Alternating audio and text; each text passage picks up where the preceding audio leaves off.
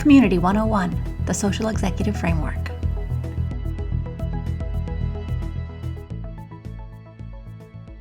Hello, and welcome to this introduction to the Social Executive Framework. At the end of this session, you'll have an understanding of the 5 stages of executive adoption of social technology, common learning triggers, and how to apply the framework to build an executive coaching program.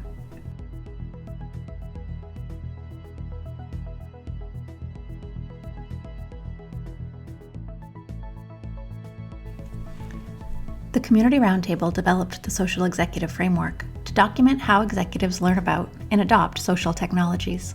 The framework details 5 stages of executive adoption and identifies common triggers that move an executive along the adoption path.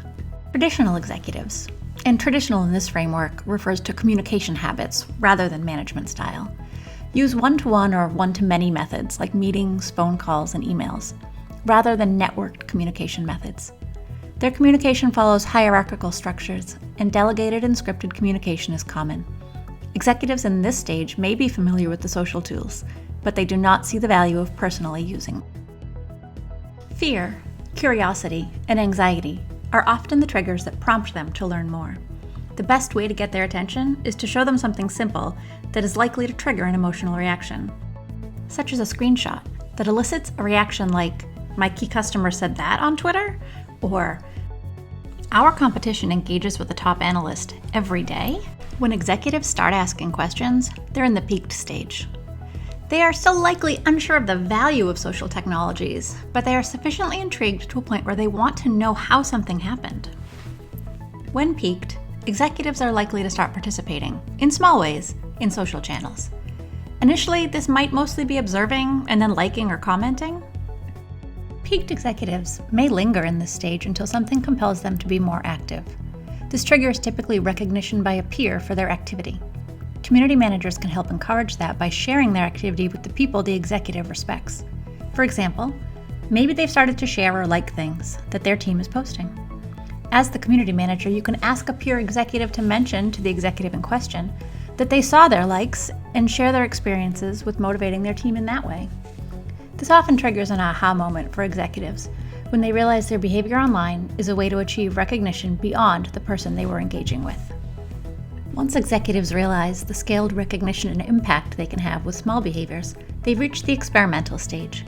Here, they start to experiment because they see how engaging in social channels might have a much bigger impact, even though they might not be sure exactly how. This is a great opportunity to provide more dedicated coaching as they're ready to consider how they might use different social channels. By helping them experiment in ways that will lead to business value, you can help them get through this stage quickly. Executives move from experimental use to more active and regular use when they get a tangible business outcome. This might be the discovery of a previously unrecognized business opportunity or a connection to a key hire. This is another aha moment because it demonstrates that social channels can deliver something of business value to executives that they just couldn't get out of traditional communications channels. Once executives know they can get business value out of engaging, they want to do more, and do more of what's most likely to continue delivering value. In the social stage, they're ready to invest more time actively participating and optimizing their engagement patterns.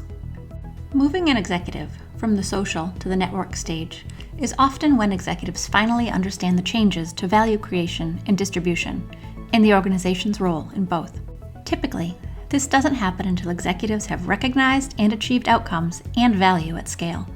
They see the broader benefits to them of engagement, and see how the rest of their organization could as well.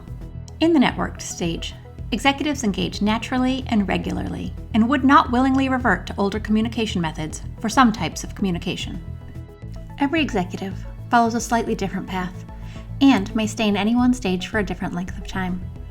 Use the framework to understand where they are in their adoption journey, and understand how to focus coaching efforts in a way that will most likely yield progress. Your job as a community professional changes as an executive moves through the process, and your coaching style, the techniques you use to meet their learning needs, should evolve as well. If you're working with an executive in the traditional stage, keep training simple. Don't overwhelm them with too much at once.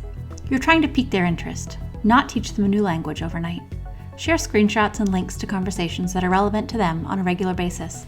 but keep commentary and advice to a minimum, because they might not be ready to listen. For a peaked executive, focus on coaching one relevant outcome in one social network at a time, so they can get comfortable enough in one context to experiment. This can still be a scary time for an executive who's just dipping a toe into social for the first time. So offer help, even with simple things like crafting an update or deciding what to like. They might be anxious about making a mistake or setting a bad example. And they might not have a full grasp of the dynamic, so they're understandably unsure of how best to participate. Once an executive is committed to experimenting with a tool, help them explore different ways to engage and narrow in on engagement habits that work best for them. This could be updates every morning, liking team content once a week, or sharing personal experiences in the water cooler thread. This will help them experiment with what works best for them.